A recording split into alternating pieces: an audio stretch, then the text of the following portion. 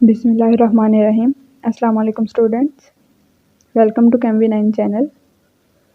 आज हम पढ़ने जा रहे हैं एफएससी सेकेंड ईयर केमिस्ट्री के फर्स्ट चैप्टर का topic number 3, periodic trend in physical properties, जिसमें से पहला जो टॉपिक है एटॉमिक साइज हमने पिछली वीडियो में कवर कर लिया था। आज की वीडियो में हम दो टॉपिक्स कवर करेंगे, ionisation energy and electron affinity.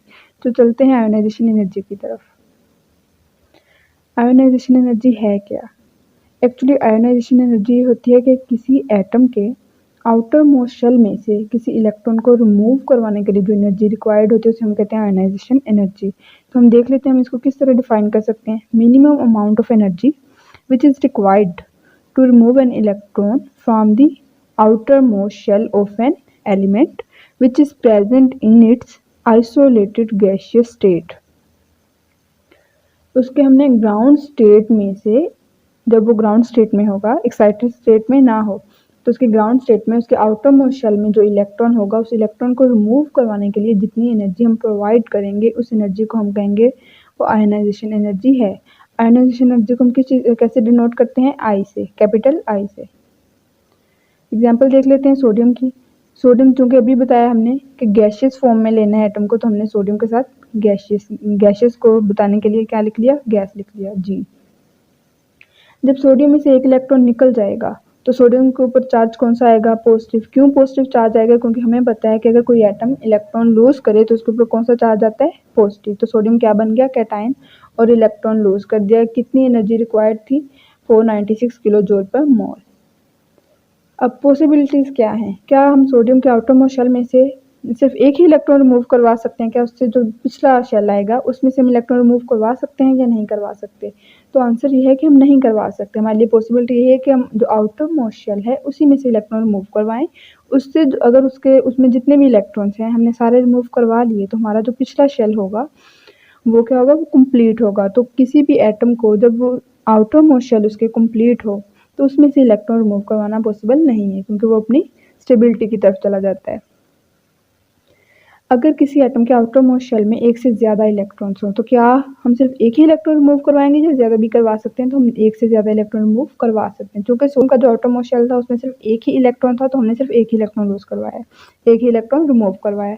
More than one electrons can be remove from element. Greater number of electrons, कहाँ पे ग्रेटर नंबर ऑफ इलेक्ट्रॉन्स होने चाहिए? आउटर मोस्ट शेल में। मैग्नीशियम की बात कर लेते हैं। मैग्नीशियम के आउटर मोस्ट शेल में कितने इलेक्ट्रॉन्स होते हैं? हमें पता है इसकी कॉन्फ़िगरेशन क्या है? 1s2, 2s2, 2p6 and 3s2। Outer most shell है 3s2 यानी इसके आउटर मोस्ट शेल में आएंगे 2 इलेक्ट्रॉन्स। 2 इलेक्ट्रॉन्स में से हम पहले एक इलेक्ट्रॉन निकालेंगे। उसे एक इलेक्ट्रॉन निकालने को कहते हैं फर्स्ट आयोनाइजेशन एनर्जी प्रोसेस। यानी जितनी एनर्जी रिक्वायर्ड होगी वो उसकी कौन सी एनर्जी होगी? उसकी ionisation energy first ionisation energy होगी, जिसे हम I1 से डिनोट करेंगे। जबकि जो सेकंड इलेक्ट्रॉन होगा अगर हमने उसे भी रिमूव करवाना है तो उसके लिए जो एनर्जी रिक्वायर्ड है उसे हम क्या कहेंगे? Second ionisation energy. और I2 मैग्नीशियम लिखा हुआ है, +1 चार्ज आ जाएगा जब एक इलेक्ट्रॉन रिमूव होगा। अब ये जो Mg पॉजिटिव है, आयन है जो कैटायन है, इसी में से हम एक और सेकंड इलेक्ट्रॉन निकाल दें तो मैग्नीशियम के ऊपर एक चार्ज इंक्रीज कर देगा, इंक्रीज हो जाएगा, तो 2 चार्ज आ गए, जिसे हम 2 चार्जेस कब आए? जब सेकंड आयोनाइजेशन एनर्जी प्रोवाइड की गई है। अब यहाँ पे आप वैल्यूज पे गौर करें। फर्स्ट आयोनाइजेशन एनर्जी की वैल्यू है 738, जबकि सेकंड आयोनाइजेशन एनर्जी की वैल्यू है 1451। तो ये कम है, ये ऑलमोस्ट डबल है। तो डबल होने की वजह क्या है? रीज़न ये है कि सेकंड आयोनाइजेशन एनर्जी ज़्यादा होती है। किस लिए होती है? मैग्नीशियम एटम के न्यूक्लियस में कितने प्रोटॉन होते हैं? 12 प्रोटॉन होते हैं।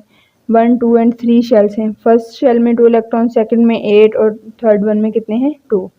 जब हमने मैग्नीशियम को आयोनाइजेशन एनर्जी दी, फर्स्ट आयोनाइजेशन एनर्जी दी, तो जो आउटर मोस्ट शेल में 2 इलेक्ट्रॉन्स थे वहाँ से एक इलेक्ट्रॉन क्या हो गया? रिमूव, और मैग्नीशियम के ऊपर पॉजिटिव चार्ज आ गया।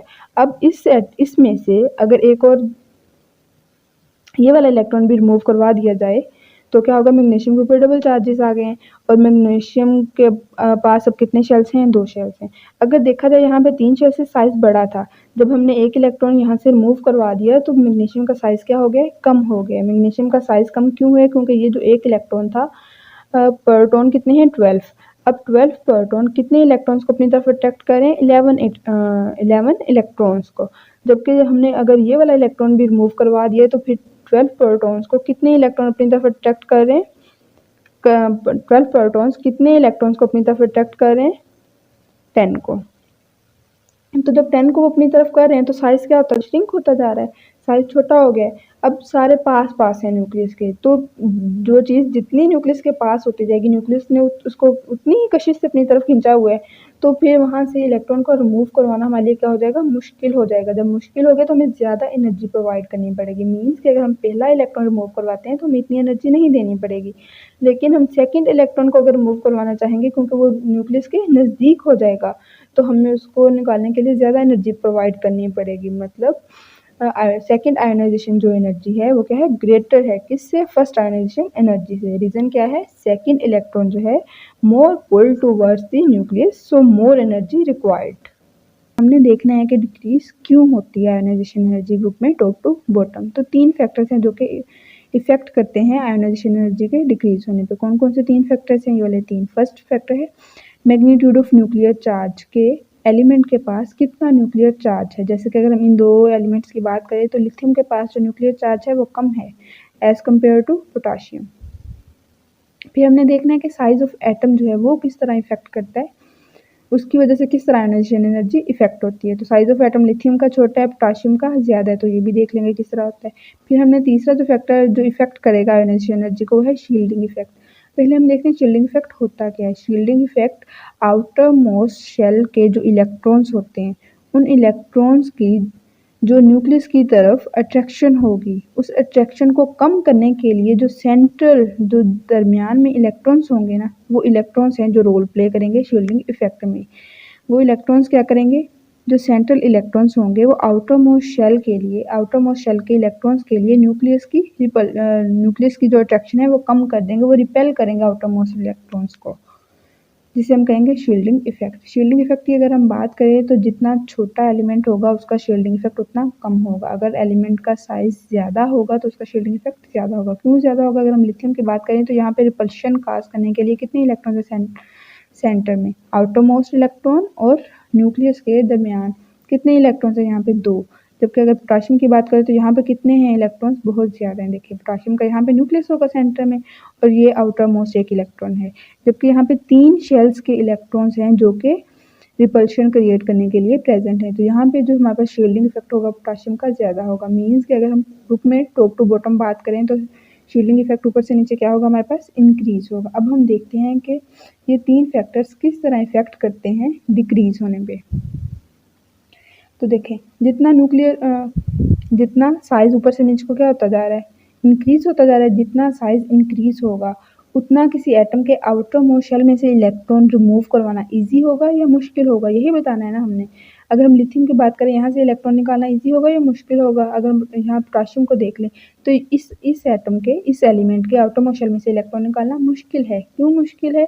क्योंकि ये इलेक्ट्रॉन है न्यूक्लियस के पास नज़दीक है। न्यूक्लियस की इस इलेक्ट्रॉन तक कशिश जो है वो ज़्यादा है as compared to this electron, potassium के ये वाला जो इलेक्ट्रॉन है। यहाँ पे सेंटर में बहुत सारे इलेक्ट्रॉन्स आ रहे हैं, शेल्स आ रहे हैं, जिसकी वजह से ये इलेक्ट्रॉन क्या है? दूर चला गया है, तो इस इलेक्ट्रॉन को निकालना आसान है as compared to this one.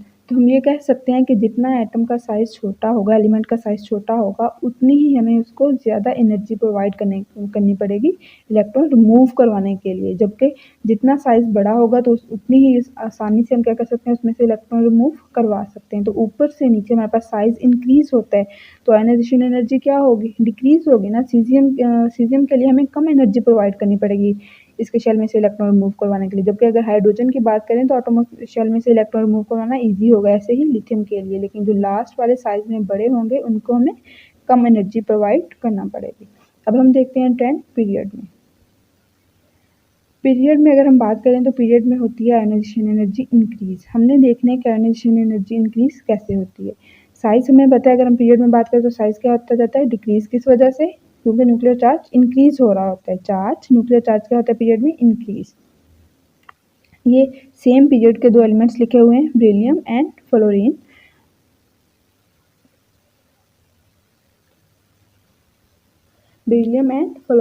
अगर हम बेरिलियम की बात करें तो बेरिलियम के भी 2 शेल हैं, जबकि एफ फ्लोरीन की बात करें तो इसके भी कितने शेल्स हैं, 2 शेल्स हैं। लेकिन बेरिलियम के प्रोटॉन कितने हैं, 2। फ्लोरीन के पास कितने प्रोटॉन हैं, 9, जो कि न्यूक्लियस में प्रेजेंट है। अब इन 2 प्रोटॉन्स की जो आउटर मोस्ट शेल के जो इलेक्ट्रॉन्स हैं उनके लिए कशिश देखेंगे, और इन 9 प्रोटॉन्स की आउटर मोस्ट शेल के जो इलेक्ट्रॉन्स हैं उनके लिए कशिश देखेंगे। तो कहाँ पे कशिश ज़्यादा होगी, ऑब्वियसली जितने ज़्यादा प्रोटॉन हैं उनकी ज़्यादा कशिश होगी।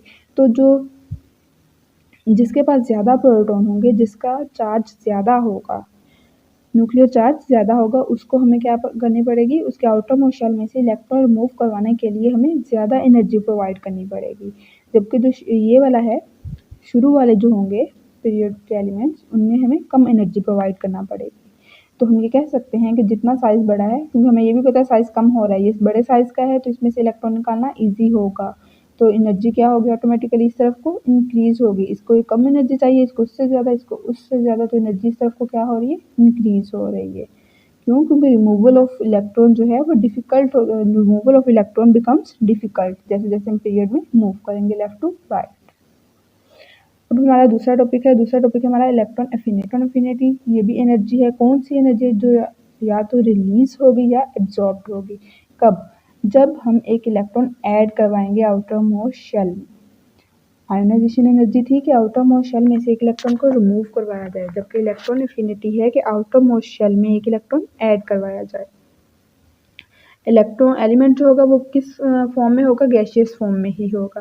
फ्लोरीन गैसियस फॉर्म में एक इलेक्ट्रॉन हमने ऐड करवाया, तो हमने फ्लोरीन प्लस इलेक्ट्रॉन लिख दिया। फ्लोरीन के ऊपर क्योंकि इलेक्ट्रॉन क्या हुआ, ऐड हुआ है, तो इसके ऊपर कौन सा चार्ज आ जाएगा, नेगेटिव। अब यहाँ पे इलेक्ट्रॉन एफिनिटी E से डिनोट करते हैं। कितनी एनर्जी चाहिए, -337 kJ/mol। अब यहाँ पे बात आती है कि माइनस साइन क्यों आया है। पहले हम ये देख लेते हैं ऑक्सीजन का केस, फिर हम माइनस के साइन को डिस्कस करते हैं। ऑक्सीजन है, ऑक्सीजन में एक इलेक्ट्रॉन ऐड करवाया, जिससे ऑक्सीजन क्या बन गया, नेगेटिव चार्ज आ गया ऑक्सीजन के ऊपर। इलेक्ट्रॉन एफिनिटी जो चाहिए थी वो ये वाली है। फिर ये वाला जो आयन था, एनायन था, इसी एनायन में अगर हम एक और इलेक्ट्रॉन ऐड करवाएं, सेकंड इलेक्ट्रॉन एफिनिटी, तो ऑक्सीजन ने सेकंड इलेक्ट्रॉन भी अपने अंदर एक्सेप्ट कर लिया, यानी आउटर मोस्ट शेल में दूसरा इलेक्ट्रॉन भी अब आ चुका है। तो ऑक्सीजन के ऊपर कौन सा चार्ज आ गया, -2 चार्ज आ गया। अब यहाँ पे बात यह है कि जब हमने फर्स्ट इलेक्ट्रॉन ऐड करवाया तो चार्ज आया है -140, माइनस चार्ज आया है, और 141 kJ/mol एनर्जी रिक्वायर्ड थी। जबकि हमने जब सेकंड इलेक्ट्रॉन ऐड करवाया तो साइन पॉजिटिव का आ गया। अब हमने देखना है कि माइनस और पॉजिटिव साइन का चक्कर क्या है। जब होती है एनर्जी रिलीज तब आता होता है पॉजिटिव माइनस साइन। अगर एनर्जी हो एब्जॉर्ब तब साइन आता होता है पॉजिटिव का। एनर्जी रिलीज के लिए सबसे पहले हम देख लेते हैं इलेक्ट्रोनेगेटिव एलिमेंट्स को। जो इलेक्ट्रोनेगेटिव एलिमेंट्स होते हैं, पहले बात करते हैं इलेक्ट्रोनेगेटिविटी है क्या। इलेक्ट्रोनेगेटिविटी ये होती है किसी एलिमेंट की सलाहियत कि वो अगर किसी एटम के साथ बाउंडेड है, किसी एलिमेंट के साथ बाउंडेड है, तो जिस इलेक्ट्रॉन पेयर से वो बाउंडेड है उस इलेक्ट्रॉन पेयर को वो अपनी तरफ कितना अट्रैक्ट करता है। जितना ज़्यादा वो अट्रैक्ट कर लेगा उसकी इलेक्ट्रोनेगेटिविटी उतनी ज़्यादा होगी, यानी having ability to attract shared pair of electron more towards itself. जैसे कि अगर हम बात करें HCl की, तो HCl में क्लोरीन जो है इसके पास ज़्यादा एबिलिटी है कि ये H के साथ जो एक शेयर इलेक्ट्रॉन पेयर बनाएगा शेयरिंग वाला, जो उसको अपनी तरफ ज़्यादा खींच सकता है। तो क्लोरीन की इलेक्ट्रोनेगेटिविटी क्या होगी, ज़्यादा होगी। हमारे पास ऐसे एलिमेंट्स जिनकी इलेक्ट्रोनेगेटिविटी क्या होती है, ज़्यादा होती है। अगर हम उनमें फर्स्ट इलेक्ट्रॉन का एडिशन करवाएं, फर्स्ट इलेक्ट्रॉन ऐड करवाएं, वो इनाइन बन जाएंगे। जब वो इनाइन बनेंगे तो उनके ऊपर क्या चार्ज आएगा, नेगेटिव चार्ज आ जाएगा। अब अगर उसी एनाइन में हम सेकंड एडिशन करवाएं इलेक्ट्रॉन का, अब हम यहाँ सेकंड इलेक्ट्रॉन का एडिशन करवाएं, तो सेकंड इलेक्ट्रॉन का एडिशन करवाना उनमें मुश्किल होगा। क्यों मुश्किल होगा, क्योंकि उनमें पहले से हम एक इलेक्ट्रॉन ऐड करवा चुके हैं। जो इलेक्ट्रॉन हम ऐड करवा चुके हैं वो इलेक्ट्रॉन जो आने वाला दूसरा इलेक्ट्रॉन है उस इलेक्ट्रॉन को क्या करेगा, रिपेल करेगा। क्योंकि सेम चार्जेस एक दूसरे को क्या करते हैं, रिपेल करते हैं। जब वो एक दूसरे को रिपेल करेंगे तो इलेक्ट्रॉन ऐड नहीं होगा। उस इलेक्ट्रॉन को ऐड करवाने के लिए हमें एनर्जी प्रोवाइड करना पड़ेगी। एनर्जी यानी हम बाहर से एनर्जी क्या करेंगे, प्रोवाइड करेंगे, यानी एनर्जी एब्जॉर्ब होगी। और एनर्जी जब एब्जॉर्ब होगी तो उस केस में हम कौन सा साइन यूज़ करेंगे, पॉजिटिव साइन यूज़ करेंगे।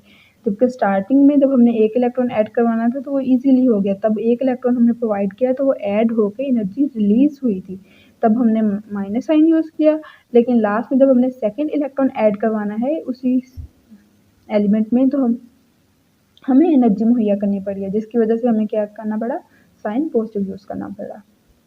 अब हम देखते हैं कि इलेक्ट्रॉन अफिनिटी का ग्रुप और पीरियड में क्या ट्रेंड है। 3 फैक्टर्स हैं जो इफेक्ट करेंगे ग्रुप और पीरियड में ट्रेंड को। कौन कौन से हैं? एक size of atom, nuclear charge और तीसरा vacancy in the outermost shell. हमें इलेक्ट्रॉन ऐड करवाना है तो आउटर मोस्ट शेल में जगह भी तो होनी चाहिए ना इलेक्ट्रॉन ऐड करवाने की। जितना स्मॉल एटम होगा इसमें, अगर हम साइज़ की बात करें तो हमने इलेक्ट्रॉन ऐड करवाना है। इलेक्ट्रॉन ऐड करवाने के लिए साइज़ के लिए हमारे पास छोटे साइज़ वाले एटम में इलेक्ट्रॉन ऐड करवाना आसान है या बड़े साइज़ वाले एटम में इलेक्ट्रॉन ऐड करवाना आसान है? हमारे पास छोटे के लिए हमें आसानी होगी। क्यों आसान? छोटे के लिए मुश्किल होगी हमें। क्यों मुश्किल होगी? क्योंकि उसका जो आउटर मोस्ट शेल है वो न्यूक्लियस के नज़दीक होगा, तो वो न्यूक्लियस जो आउटर मोस्ट इलेक्ट्रॉन्स हैं उनको अपनी तरफ पहले से ही कशिश कर रहा होगा, तो नए आने वाले इलेक्ट्रॉन के लिए वहाँ पे जगह नहीं बनेगी। जो छोटे साइज़ का एलिमेंट होगा वो अपने अंदर इलेक्ट्रॉन का एडिशन नहीं होने देगा।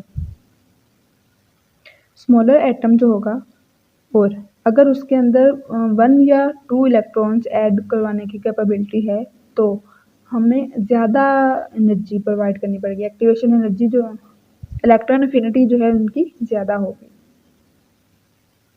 ग्रुप में ट्रेंड देखते हैं, पीरियड में देखते हैं। ग्रुप की बात करें तो ऊपर से नीचे साइज़ क्या होता है, ज़्यादा होता है। अगर साइज़ ज़्यादा होता है तो जो लास्ट वाला एलिमेंट जिसका साइज़ ज़्यादा है इसमें इसके आउटर मोस्ट ऐड करवाना हमें आसान है as compared to this one. तो यहाँ पे एनर्जी हमें क्या चाहिए, ज़्यादा चाहिए। इसमें हमें इजीली प्रोवाइड हो जाए, इलेक्ट्रॉन ऐड हो जाएगा, तो यहाँ पे एनर्जी कम चाहिए। तो ऊपर से नीचे ट्रेंड हमारे पास क्या होगा, डिक्रीज होगा। यहाँ पे एनर्जी कम चाहिए, यहाँ पे एनर्जी ज़्यादा चाहिए। लेकिन अगर हम पीरियड की बात करें तो पीरियड में भी हमें पता है कि साइज़ क्या होता है, डिक्रीज होता जाता है। क्यों डिक्रीज होता जाता है? न्यूक्लियर चार्ज की वजह से, जो कि हम पहले पढ़ चुके हैं। अब ये बड़े साइज़ का एलिमेंट है और ये छोटे साइज़ का एलिमेंट है एक पीरियड में, तो बड़े साइज़ के एलिमेंट में इलेक्ट्रॉन ऐड करवाना आसान है, कम एनर्जी चाहिए। जैसे जैसे आगे जाते जाएंगे साइज़ छोटा होता जा रहा है तो इलेक्ट्रॉन ऐड करवाना मुश्किल होता जाएगा। इलेक्ट्रॉन ऐड करवाना मुश्किल है तो हमें ज़्यादा एनर्जी प्रोवाइड करना पड़ेगी। अब हम बात कर लेते हैं कि आयोनाइजेशन एनर्जी और इलेक्ट्रॉन अफिनिटी को हमें यूज़ कहाँ पे करना है। तो ये दोनों चीज़ें यूज़ होती हैं किसी एटम के बारे में मालूम करने के लिए कि वो कितने इलेक्ट्रॉन इजीली गेन कर सकता है या कितने इलेक्ट्रॉन इजीली लूज़ कर सकता है। Thank you for watching the video. अगर आपको वीडियो में कोई भी मसला हो तो कमेंट सेक्शन में बताएं। कोई पॉइंट समझ ना आए तो आप कमेंट सेक्शन में कमेंट करके पूछ सकते हैं। वीडियो पसंद आई हो तो लाइक करें, शेयर करना ना भूलिए। Thank you. अल्लाह हाफिज़।